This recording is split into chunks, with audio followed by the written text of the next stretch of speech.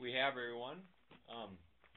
Well, first of all, I'd like to welcome everyone to this broadcast from Knife River Indian Village's National Historic Site in Stanton, North Dakota.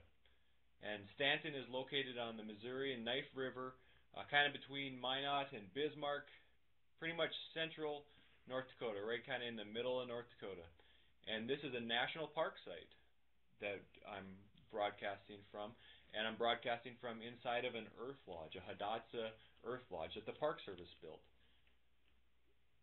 This site, Knife River Indian Village's National Historic Site, was set aside by Congress over 30 years ago, 35 years ago, to commemorate the Hidatsa, Mandan, Arikara people, as well as all people from the Northern Plains. What we have here at this site are many different archaeological sites. And what the main sites are old Hidatsa villages. And these villages were lived in for many hundreds of years by the Hidatsa and their neighbors, the Mandan, and they lived in earth lodges. And that's what we're coming from now today. We're coming from a reconstructed earth lodge that the Park Service built. So the Native Americans, American Indians that lived here in the Northern Plains along the Knife and Missouri River, typically a lot of them lived in earth lodges. A lot of people here might be familiar with teepees, right? I think most of you all know what a teepee is. That's one form of housing. Well, earth lodge is another form of housing here at Knife River. And this is a special broadcast for us too at Knife River. This is the first one we've done. So all you kids out there are the first ones to be inside our earth lodge, electronically anyways, from your classrooms. So we're very excited about that. What I'm going to do today is just talk to you about the earth lodge, show you around the earth lodge, tell you who would have lived in it, how the people that lived in here would have lived, what the things that they would have been doing on a day-to-day activities. And then there's going to be opportunity for you guys to ask questions. I'll go around to the schools we've written down, and you guys can ask a question or two about things that you may have seen here in the earth lodge. But right now, if I kind of pan out, I can just kind of show you just a little bit. There's another part here. Around the earth lodge. You can kind of see it's a round structure built with logs. The outside is earth. I'll show you a picture of the outside so you get a good idea exactly what I'm talking about.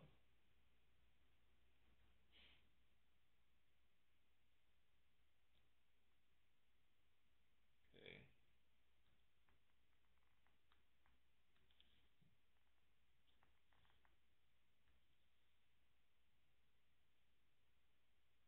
So that's what we're inside right now. If everybody can see that, that's the earth lodge from the outside.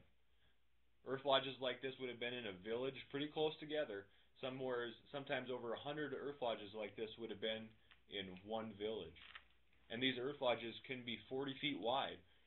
So they're pretty wide and, maybe at least 12 feet tall. So they're pretty big structures.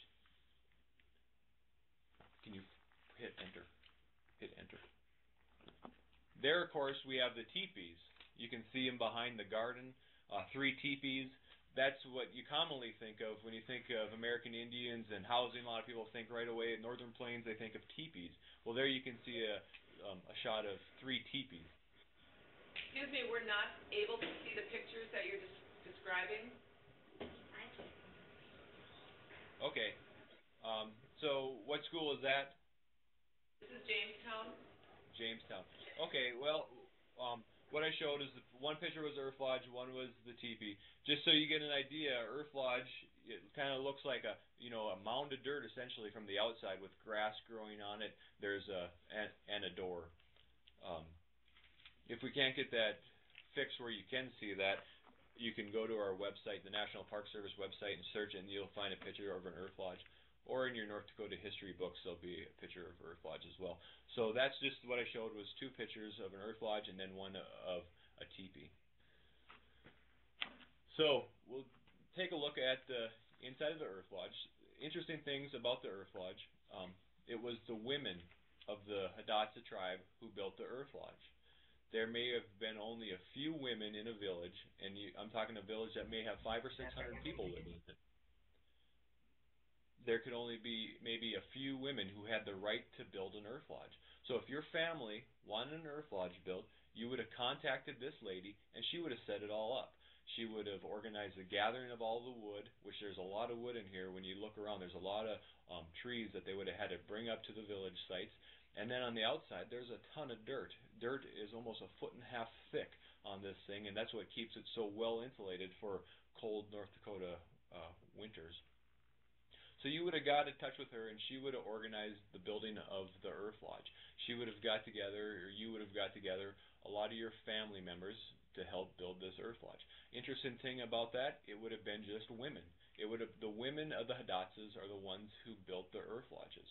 And the first step in building an earth lodge would have been to put up these 4 big center posts that you can see there. You guys can see there's 4 big main posts, and that's the first thing they would have done. And while they would have done this, the men would have helped. It's pretty heavy. They would have helped for one day, and the women would have paid the men with a nice meal, and the women would have continued building the earth lodge after that. After you put these 4 posts, big logs in the ground, the next step is to put about 12 or 13 posts on the outside or around the perimeter of the earth lodge. And if I zoom towards the outside there, whoops, yeah, there you can see them, those posts there. And then if I go back over to the door here, you can see those posts. That would have been the next step in the building of an earth lodge. After that, they can lay those side walls, which again is made out of wood, which is just logs they would have gathered from the forest that surround the Missouri River. There's always a lot of, when you think of North Dakota, you don't necessarily think of trees and a lot of material like this, but here on the Knife Missouri River, the flood plains of the Missouri would have had forests on them. So they would have had access to this wood. On top of the earth lodge, or on top of those 4 big posts, you can see they would have put like rafters. They kind of look like rafters. Big long pieces of trees they would have found. They would have stuck those up next, and through the rafters, if you look, if I zoom in, maybe you can see it, they would align the whole structure, the whole outside of the wood you can see, they would have lined it all with willow branches that they would have got along the river. So now we have the 4 big posts in the center of the earth lodge, 13 posts, pretty big posts that go around the outside or the perimeter of the earth lodge. Then you lay side walls on that, you lay the rafters, and over the whole rafters you lay willow branches. On top of the willow branches you lay grass.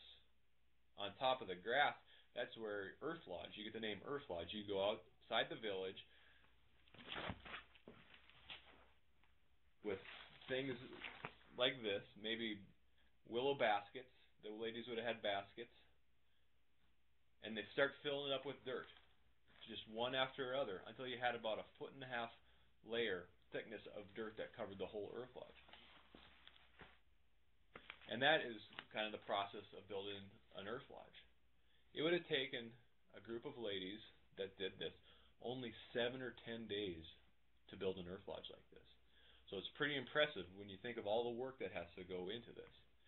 And after they were done, folks could move in. There would be maybe 15 or 20 people that would live in an earth lodge.